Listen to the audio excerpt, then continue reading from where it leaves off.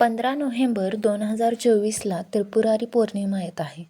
नेमकं या दिवशी आपण कोणत्या गोष्टी केल्या पाहिजेत, कोणत्या गोष्टी नाही केल्या पाहिजेत, त्याचबरोबर 750 वातीचा दिवा का लावावा किंवा त्रिपुरारी पौर्णिमेमागचं नेमकं रहस्य काय आहे, हे आजच्या व्हिडिओमध्ये आज आपण बघणार आहोत.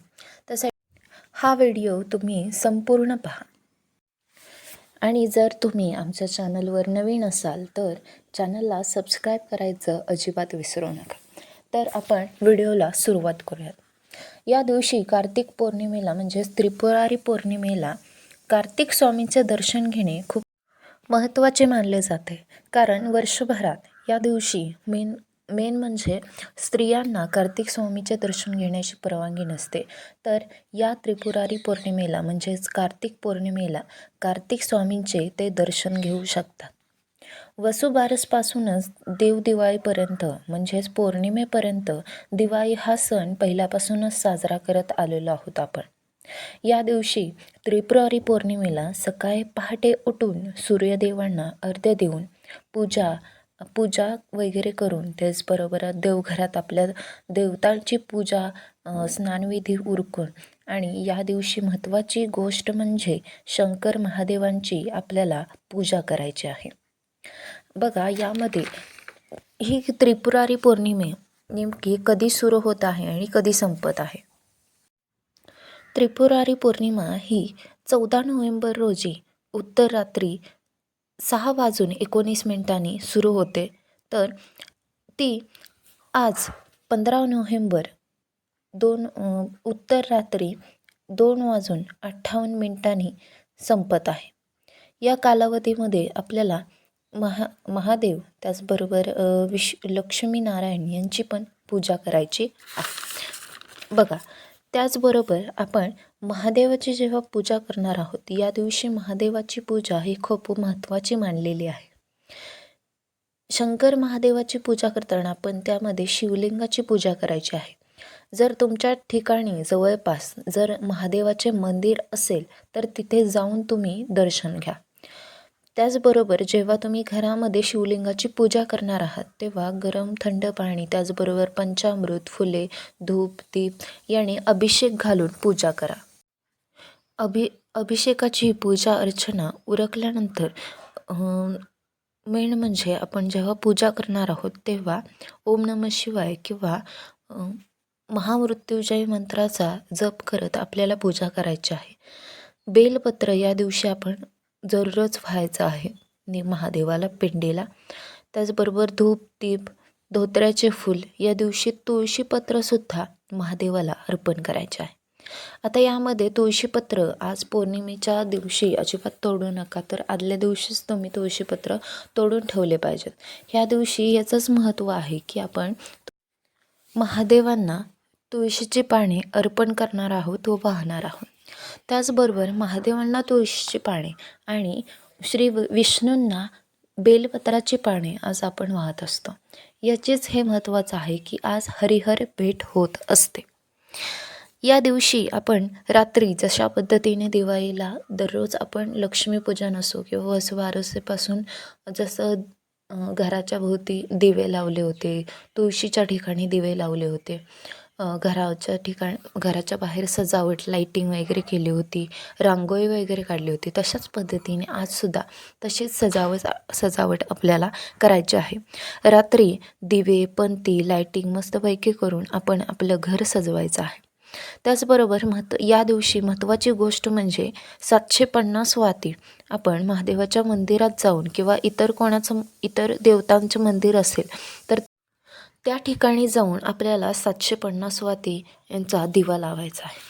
आता ह्या वातींचा आपण जुडगा बनवायचा आहे. म्हणजे 750 वाती बनवून आपण सकाळीच काय करायचं, मस्तपैकी तुपामध्ये त्याला भिजवून ठेवायचं आणि रात्री मोठी पंती असेल किंवा तुमच्याकडे जर पंती अवेलेबल नसेल तर तुम्ही द्रोणामध्ये पण एका ठिकाणी ठेवू शकता आणि ते पूर्ण जुडगा एकत्र बांधून तुम्ही देवाकडे देवाच्या ठिकाणी किंवा ज्या मंदिरात तुम्ही जाणार आहात त्या ठिकाणी तुम्ही हा दिवा लावायचा आहे.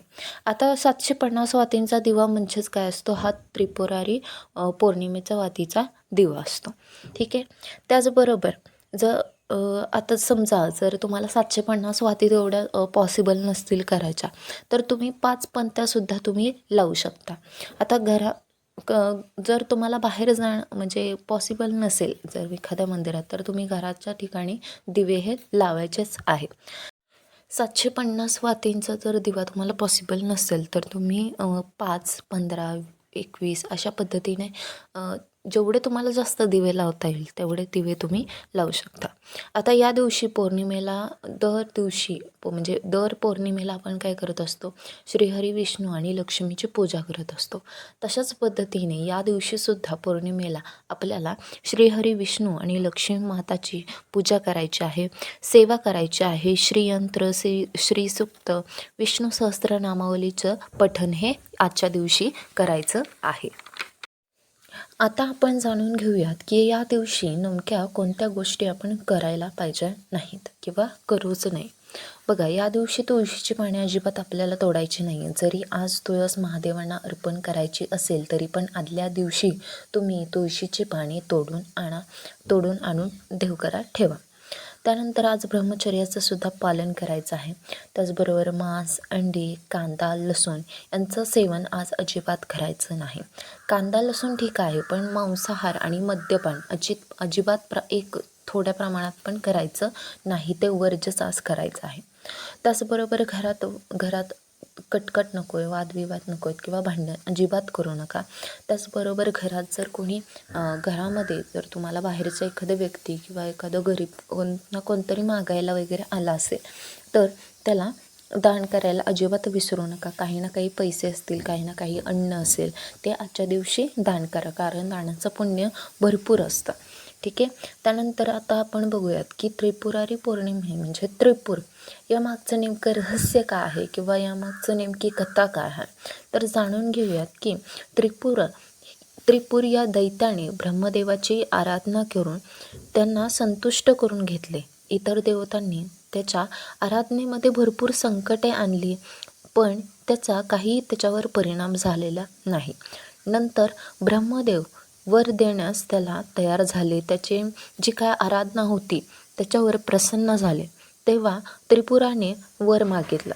त्या वरामध्ये आम्हाला अमरत्व प्राप्त होवे असं त्याने ब्रह्मदेवांकडे वर मागितला. वर मिळाल्यानंतर त्याने सर्व देवतांना अगदी छळले.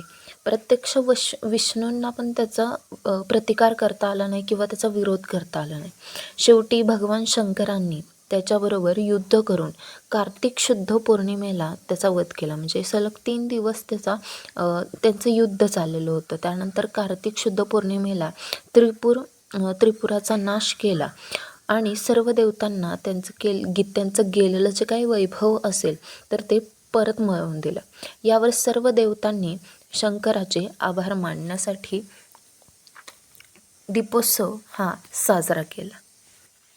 आणि या दिवसापासून त्रिपुरारी पौर्णिमेला देवदिवाळीसारखंच असं म्हटलं जातं. म्हणून त्रिपुराचा नाश केला म्हणून ही पौर्णिमा त्रिपुरारी पौर्णिमे अशी आहे असं मानलं जातं. या दिवशी दीपोत्सव केल्यामुळे देवदिवाळी असं आहे असं मानलं जातं. त्याचबरोबर एका दृष्टीने आपण जे काही 750 वाती लावत असतो, त्या म्हणजेच काय आहे, त्रिपुराच्या वाती आहे. हे एका दृष्टीने असं आहे की तेवढ्या वाती जाळून दिवे लावणे म्हणजेच काय आहे की जे काही म्हणजे जे काही वाईट प्रवृत्ती आहे, दृष्ट वृत्ती आहे, ते जाळण्याचे हे प्रतीक आहे. बघा, आणि या दिवशी महत्त्वाचं म्हणजे या पौर्णिमेला तुमच्या घरामध्ये तुम्ही सत्यनारायणाची पूजा पण ठेवायची असेल तर तुम्ही ठेवू शकता. बघा, जर तुम्ही याच्या अगोदर सत्यनारायणाची पूजा केली नसेल किंवा करत नसाल, तर या दिवशीपासून तुम्ही त्याची सुरुवात करू शकता आणि ही सुरुवात तुम्हाला कंटिन्यू तशीच ठेवायची आहे. म्हटल्यानंतर दर पौर्णिमेला तुम्हाला सत्यनारायणाची पूजा करायची आहे. यामध्ये सातत्य ठेवणं तितकंच महत्त्वाचं असतं. यामध्ये काय आहे की अशा गोष्टींमुळे आपल्या घरामध्ये जे काही वादविवाद आहेत किंवा संकट आहेत, आर्थिक अडचणी आहेत, त्यापासून मुक्तता मिळत असते, आपलं घर चांगलं समृद्ध होत असतं, आपल्या घरामध्ये ऐश्वर्य वैभव हे नांदत असतं. हेच याच्या मागचा उद्देश आहे. व्हिडिओ आवडल्यास व्हिडिओला नक्कीच लाईक करा, जास्तीत जास्त हा व्हिडिओ लोकांपर्यंत शेअर करा आणि आमच्या चॅनलला सबस्क्राईब करायचं अजिबात विसरू नका. आणि तुम्हाला या पौर्णिमेच्या भरपूर शुभेच्छा. लक्ष्मी तुमच्या घरामध्ये सतत नांदो, तुमच्या घरामध्ये वैभव राहो, तुमच्या घरामध्ये आनंद समृद्धी ही टिकून राहो आणि श्री स्वामी समर्थांची कृपा सदैव तुमच्यावर राहो हीच ईश्वरचरणी प्रार्थना आहे.